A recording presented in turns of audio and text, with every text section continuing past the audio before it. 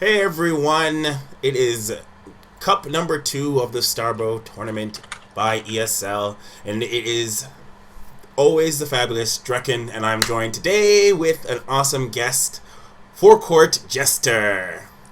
A little kawaii. How Well, you if doing you're today? gonna be the Sama, I gotta be the whatever's not a Sama. Whatever's not a Sama.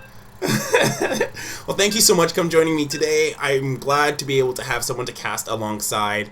It was kind of lonely. I wouldn't wish the solo life upon anyone that doesn't want it. So Well, happy that's to help out, sir. well, Happy that's to help good. So out. if you don't know what Starbow is, we're going to go into a quick introduction. It's a mod for StarCraft 2, taking some of the best things from Brood Wars, combining it with the best things of StarCraft, and we have a pretty awesome game made out of it. So you're going to see a lot of nostalgic units, a lot of Dragoons, Scarabs from the Reavers, but you're not going to see Colossi, right? You're going to miss a lot of other StarCraft 2 units, but it's going to be an interesting game. So we're gonna get right into it. We're going right off into the first game. We got Heusa versus Maniek. Yeah, and this is in the round of 32 of the Starbow Cup number 2, hosted out by ESL. We are on the EU servers. And as you said, it is technically mod. I don't think is really the right word for it, but I'm going to go with it's an arcade adaptation, bringing more Brood War elements here into StarCraft 2, and it's just caught on like wildfire. I mean, there's a lot of people that really like the history of StarCraft. I mean, even GSL these days are going to be running another classic coming up, so why not celebrate a little bit of that with some Starbow action? I like adaptation. That's a really good word. I think that's fantastic. Adaptation's great. I think it's gonna spawn its own story, which is gonna be like everyone's catching on to it. I love it. Actually, a little bit more than StarCraft 2, which might be a problem because I'm a bit obsessed with it.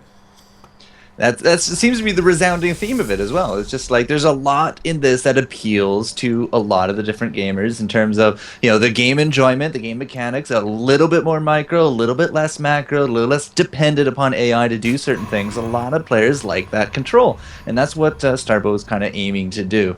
So you're going to see a lot of different changes here in Starbow, but most notably Zerg versus Protoss. I mean, we're not going to have access to a lot of basic things that you might actually see in StarCraft. Things like Chrono Boost aren't going to be right off the bat there. That's actually going to be an upgradable upgrade, and even then, it's still very different. It's kind of the same, but it's kind of different. That's why I go with the term adaptation. The same with the queens coming up from our Zerg player. I mean, queens are very much like the old queens of Brood War. They don't attack, and larvae inject, but they don't really create more larvae. They just increase or decrease, rather, the respawn time of it, which requires a little bit more macro to manage. Correct, very true. And one of the key things, and this is what I really, and you know what? Before we jump into it, let's do introductions of our players. So we'll starting up in the top right-hand corner. We have our blue Protoss Maniac. And would you like to do our second Yeah. player? Bottom left are purple? Yeah, let's go Purple. with purple. Purple Zerg, Heusa, and both of these players have one win here in the tournament under their belt. As I said, we're into the round of 32 from the 64, and you might see a little bit of different timings coming out from these guys, but so far, looking at it, it's pretty standard for a Starbow kind of game. I mean, the Protoss doesn't expand early, but he is going to get a Zealot out, and then soon enough he will have that Dragoon ready. He has the Robo Bay coming down, which will probably be into Reaver play. Yes, Reavers. Starbow is awesome. But for our Zerg, I mean, not really too much has changed for the opener. He gets himself his expansion ready to go. He's getting his gas now as well, and on that, the spawning pool, looking for the first queen. So one of the things you're going to definitely notice in Starbow is that the games seem a little bit like faster, only because we got our drones here and our probes able to mine more. They're going to be collecting 8 as opposed to 5, and that's going to change the timing. You're going to get a lot more minerals, which means units are going to come out faster. Problem is, if you look, these minerals are actually at 1500 count as opposed to like 2200 in StarCraft 2, which means these minerals are going to get mined out really quick, forcing players to have to constantly expand. But if a player wants, they could sustain themselves off a single base if they intend to finish the game quickly. And that's the thing with Starbow, you don't finish games that quickly. I mean, the game itself is meant to be a bit more drawn out, a bit more action-packed, because there's a lot more micro to do in a lot of these different systems. So it looks like maybe that first Zergling is going to get on by, but that probe, oh, it does force out the wall, and that Zergling is going to get denied its scouting information, which would have been pretty key, because we do have that Reaver coming through. The Warp Prism is now done, and the Robo Bay there does stand. So Chrono Boost is now going out not only on top of the Robotics Bay, but the facility, and we're going to see some drop play coming in fairly soon. Now that would have been very detrimental if that Zergling got by and revealed that he was making a Reaver, or he even had the Robo Bay, because if his opponent's smart, he's going to be like, okay, there's some drop ships that are coming on my way, or warp, I guess they're Warp Prisms. I keep calling them drop ships because I think of Brood War. Well, not quite drop ships, but it is a good mix of, you know, Brood War as well as StarCraft 2. So, like, for example, we have the Stalker and the Dragoon. They both fill different roles. The Dragoon definitely a bit better for mech play, but that's not really going to come into play since we don't have any Terrans. But we still have things like Blink play from our Stalkers. But the Blinks have different cooldowns here in Starbow, so it's similar but different. That's yeah, the 12-second cooldown for Blinks. Now, I'm going to keep an eye here on Maniek because he does have this Warp Prism making its way over to the second base of Heusa. Heusa doesn't really have a lot of offensive capability right now. He's sending out his Zerglings, 2x2. Off they go marching into the natural, but they're not going to get much accomplished. It's all eyes right now on this Reaver because those Scarabs can do some massive damage on clumped up probes. Just like this! Nope, not quite. Only two. I think only four. Three total. Right there. I would have loved to have seen that Reaver do, just to get that. Oh!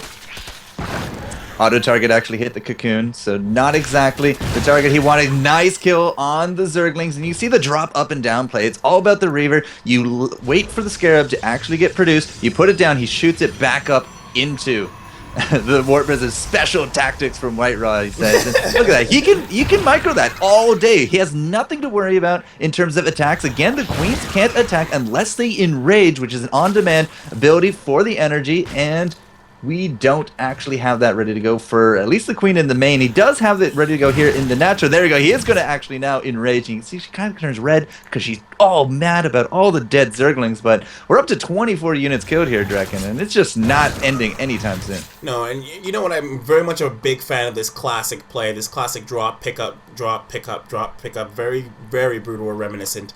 I love it, absolutely love it, and we're gonna see this. And this Reaver is just gonna wreak so much havoc on. Oh my goodness! Yep. But now, what's going on? Behind the scenes here for Maniek. I mean, he does have his natural out. Doesn't actually have any workers there at his natural yet, but he is going into Templar tech. He does have a decent ground force at home as well, so those Zerglings are gonna get denied. But we also have mutas now out from Heusa, so that will be the end of the Warp Prism play for now. I was going to say that this is going to be where it's going to be problematic because these mutas are going to be the things that chase away. Maniek already transitioned to Templars and getting Charge, and I'm not sure Charge is really going to help him, but against the Zerglings, it'll definitely hold it down. Already, though, you see Heusa trying to already upgrade his armor and his attack. So this is going to be interesting to see how he handles this. Yeah, Zerg ground carapace coming out. 240 seconds to wait.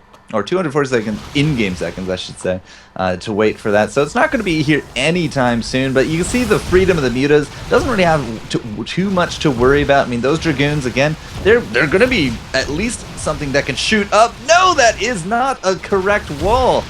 Poor Maniacs. The Zerglings slip right on in. They're going to be attacking the mineral lines as the mutas actually attack the main. It's all going to be about the slaughter of the pros. We do got Maniac moving out though for his counter. The Zealots are going to be moving their way through the mid. Their speed is almost done. And there we go. Now they do speed up. And they have consistent speed with this in Starbow. None of that charging stuff for StarCraft 2. This is going to be very interesting to see with the Reaver now back. Oh, unfortunately What did he attack with that Reaver? Nice explode there on the second shot. Didn't actually get to see what he hit for the first. But Zealots again. Drone that ran away. Do we have transfuse? Nope, there is no transfuse in Starbow, so the front defenses are down. We actually have some Dark Templars now coming in as well, but the Heusa is just not mining at either of these two bases. He does have that hidden third, So he's not quite out of this yet, but Zerglings are not going to be enough to deal with this. And now we have Archons in play. Switching from his Dark Templars to Archons, is we're going to see... I'm not even sure if the Mutas are going to be enough to... Oh, that was devastating. This Reaver has so many kills, Draken. This Reaver is a hero. 55 kills and counting. He is an Executor Reaver. That's pretty big. That's pretty big. There's been a lot of damage done in both the main and his second. Right now it's going to be his third that's going to be doing a lot of work. Oh, he's looking for it. Looking for it. He's looking for it. Doesn't quite find it, though.